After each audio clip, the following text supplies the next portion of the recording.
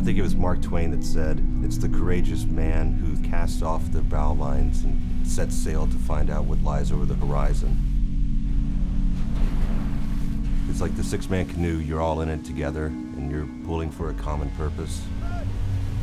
My time in service really defined who I was, gave me purpose, sense of direction, fulfillment, that sense of camaraderie.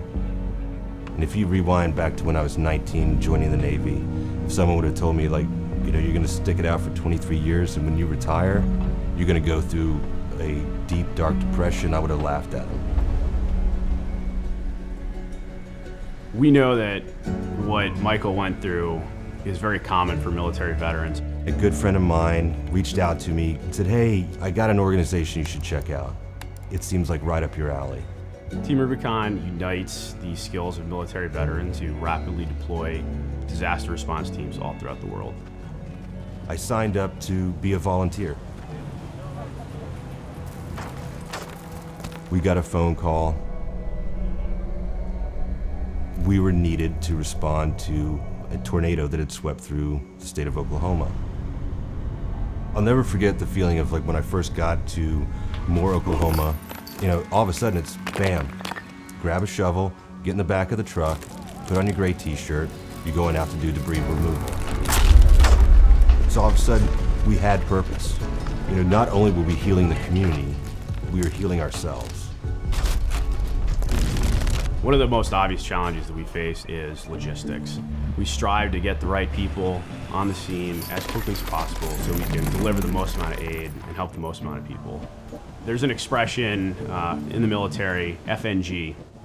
The new guy is the newest person to a unit. They're lost, they don't know what to do, they lose all their paperwork, they drive the truck into the ditch. All the bad things, they just look like a soup sandwich. We don't want anyone showing up on scene to look like the new guy. We want to look like they've been there before. And we accomplish this through cultural and organizational training before they leave their house. We use Cornerstone to really share that information with our 30,000 volunteers. I don't even like talking about our pre-Cornerstone days. It was a lot of electronic nightmares. What used to take hours to identify, vet, and then deploy individuals to respond to disaster, we've managed to bring that time down to under 2 minutes. As we get faster, we offer capabilities earlier. We can surge more people with the appropriate skills to the right place at the right time for less money. And what this allows military veterans to do is rediscover purpose, redefine their identity, and rejoin a community. With the deployments of Team Rubicon, it's great for those 2 weeks that you deploy, but then you come back and you get back into your life. You can slip easily back into depression.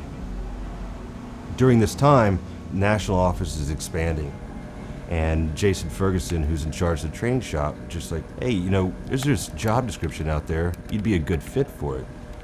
Yeah, I guess somewhere in the back of my mind, I really wanted to work for Team Rubicon, but I didn't think it would ever be possible. And the very next day, I wake up to a text from Jake Wood, and I'll just read it to you. "Welcome to the team, don't f it up." But that's just kind of the attitude. That's the attitude of Team Rubicon, and that's just to get done. That's what we do. We just go out and we get done. Now I'm kind of in that sweet spot, working for Team Rubicon for a mission that is much larger than myself. We are helping veterans reintegrate, redefine their purpose, define that camaraderie again. To be a part of that, there is not a day that goes by where I wake up in the morning and do not feel excited about what lies ahead.